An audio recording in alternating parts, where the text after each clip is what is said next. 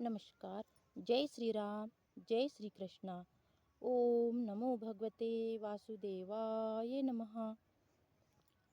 तर मग आता आपण कथेला सुरुवात करूया. आपल्या श्रीमद भगवद्गीतेला सुरुवात करूया. भौतिक प्रकृति क्या है? गीता में इसकी भी व्याख्या अपरा प्रकृति के रूप में हुई है. जीव को परा प्रकृति कहा गया है. प्रकृति चाहे परा हो या अपरा, सदैव नियंत्रण में रहती है. प्रकृति स्त्री स्वरूपा है और वह भगवान द्वारा उसी प्रकार नियंत्रित होती है जिस प्रकार पत्नी अपने पति द्वारा प्रकृति स्वभाव अधीन रहती है. उस पर भगवान का प्रभुत्व रहता है क्योंकि भगवान ही नियंत्रक है. जीव तथा भौतिक प्रकृति दोनों ही परमेश्वर द्वारा अधिशासित एवं नियंत्रित होते हैं. गीता के अनुसार यद्यपि सारे जीव परमेश्वर के अंश है, लेकिन वे प्रकृति ही माने जाते हैं. इसका स्पष्ट उल्लेख भगवत गीता के 7वें अध्याय में हुआ है. यह भौतिक प्रकृति मेरी अपरा प्रकृति है, लेकिन इससे भी परे दूसरी प्रकृति है. जीव भूताम अर्थात जीव है. भौतिक प्रकृति 3 गुणों से निर्मित है: सतोगुण, रजोगुण तथा तमोगुण. इन गुणों के ऊपर नित्य काल है और इन प्रकृति के गुणों तथा नित्य काल के नियंत्रण व सहयोग से अनेक कार्यकलाप होते हैं जो कर्म कहलाते हैं. ये कार्यकलाप अनादि काल से चले आ रहे हैं और हम सभी अपने कार्यकलाप के फलस्वरूप सुख या दुख भोग रहे हैं. उदाहरणार्थ मान ले कि मैं व्यापारी हूँ और मैंने बुद्धि के बल पर कठोर श्रम किया है और बहुत संपत्ति संचित कर ली है, बहुत संपत्ति जमा कर ली है. और मैंने बुद्धि के बल पर कठोर श्रम किया है और बहुत संपत्ति संचित कर ली है, तब मैं संपत्ति के सुख का भोगता हूँ. किंतु यदि मान ले कि व्यापार में हानि से मेरा सब धन जाता रहा है, तो मैं दुख का भोगता हूँ. इसी प्रकार जीवन के प्रत्येक क्षेत्र में हमें अपने कर्म फल का सुख भोगते हैं या उसका कष्ट उठाते हैं. यह कर्म कहलाता है. ईश्वर, जीव, प्रकृति, काल तथा कर्म, इन सब की व्याख्या भगवत गीता में हुई है. इन पांचों में से ईश्वर, जीव, प्रकृति तथा काल शाश्वत है. प्रकृति की अभिव्यक्ति अस्थायी हो सकती है, परंतु यह मिथ्या नहीं है. कोई दार्शनिक कहते हैं कि प्रकृति की अभिव्यक्ति मिथ्या है, लेकिन भगवत गीता या वैष्णव के दर्शन के अनुसार ऐसा नहीं है. जगत की अभिव्यक्ति को मिथ्या नहीं माना जाता, इसे वास्तविक किंतु अस्थायी माना जाता है. यह उस बादल के सदृश है जो आकाश में घूमता रहता है, या वर्षा ऋतु के आगमन के समान है जो अन्न का पोषण करती है. जो ही वर्षा ऋतु समाप्त होती है और बादल चले जाते हैं, तो ही वर्षा द्वारा पोषित सारी फसल सूख जाती है. इसी प्रकार यह भौतिक अभिव्यक्ति एक निश्चित अंतरकाल में होती है, कुछ काल तक ठहरती है और फिर लुप्त हो जाती है. प्रकृति इस रूप में कार्यशील है, लेकिन यह चक्र निरंतर चलता रहता है. इसीलिए प्रकृति शाश्वत है, मिथ्या नहीं है. भगवान इसे मेरी प्रकृति कहते हैं. यह भौतिक प्रकृति परमेश्वर की भिन्न शक्ति है. इसी प्रकार जीव भी परमेश्वर की भिन्न शक्ति है, किंतु वे विलग नहीं, अपितु भगवान से नित्य संबंध है. इस तरह भगवान, जीव, प्रकृति तथा काल ये सब परस्पर संबंधित है और सभी शाश्वत है. लेकिन दूसरी वस्तु कर्म शाश्वत नहीं है. हाँ, कर्म के प्रभाव अत्यंत पुरातन हो सकते हैं. हम अनादि काल से अपने शुभ अशुभ कर्म फलों को भोग रहे हैं, किंतु साथ ही हम अपने कर्मों के फल को बदल भी सकते हैं और यह परिवर्तन हमारे ज्ञान की पूर्णता पर निर्भर करता है. हम विविध प्रकार के कर्मों में व्यक्त रहते हैं. निस्संदेह हम यह नहीं जानते कि किस प्रकार के कर्म करने से हम कर्म फल में राहत प्राप्त कर सकते हैं, लेकिन भगवत गीता में इसका भी वर्णन हुआ है।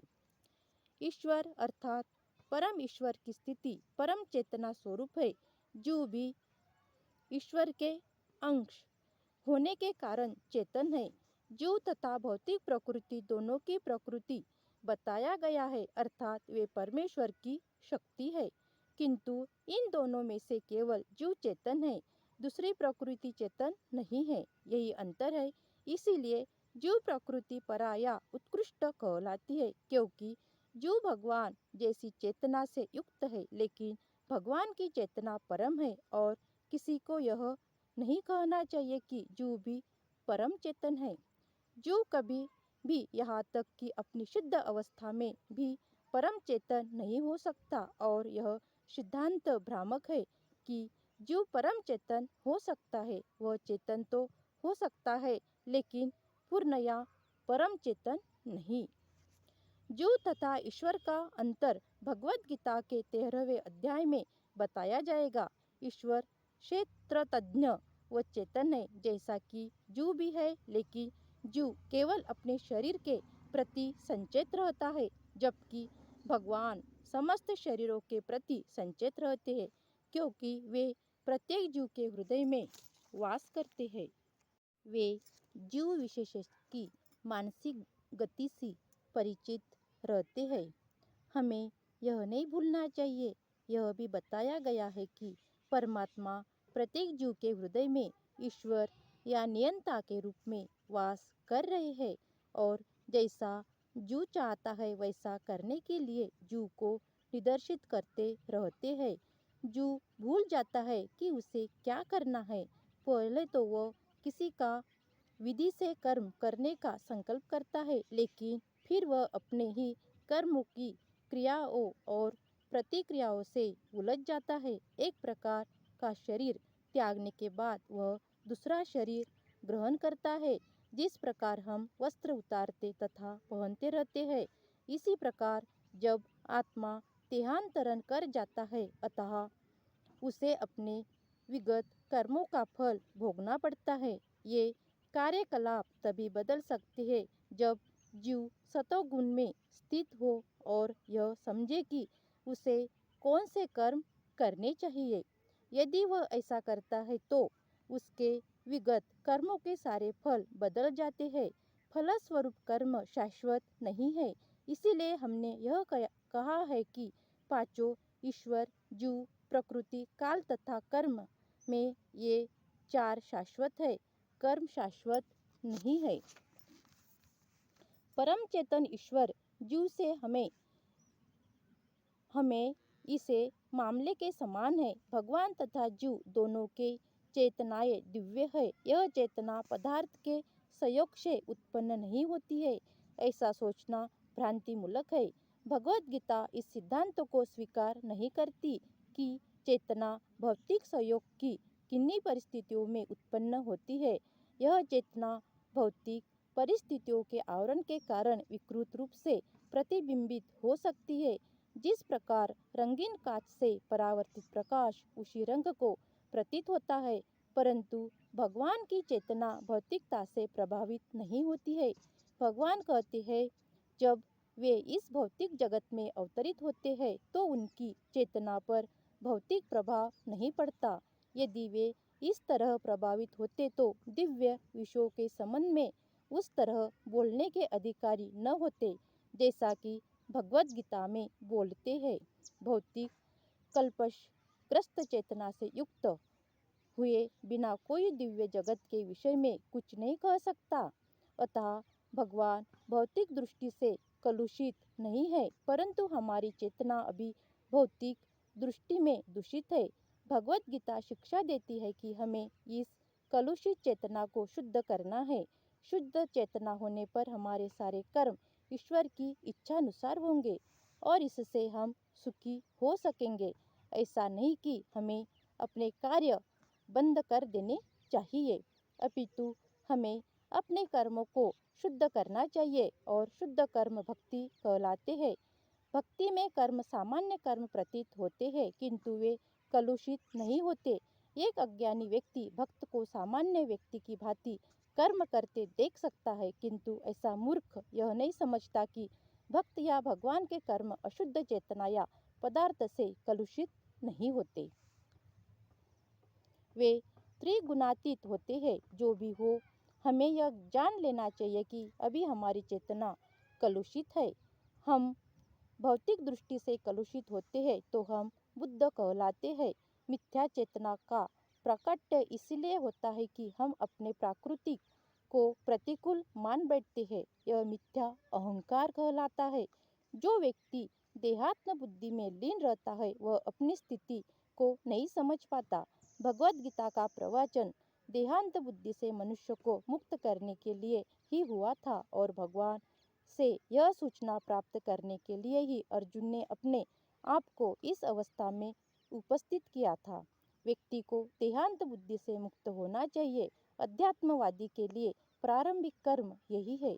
जो बंधनों से छूटना चाहते हैं, जो मुक्त होना चाहता है, उसे सर्वप्रथम यह जान लेना होगा कि वह यह शरीर नहीं है। मुक्ति का अर्थ है भौतिक चेतना से स्वतंत्रता। श्रीमद् भागवतम में भी मुक्ति की परिभाषा दी गई है। मुक्ति का अर्थ है इस भौतिक जगत की कलुषित चेतना से मुक्त होना और शुद्ध चेतना में स्थित होना। भगवद गीता के सारे उपदेशों का मनस्तव्य इसी शुद्ध चेतना को जागृत करना है। इसीलिए हम गीता के अंत में कृष्ण को अर्जुन से यह प्रश्न करते हैं कि वह विशुद्ध चेतना को प्राप्त हुआ या नहीं।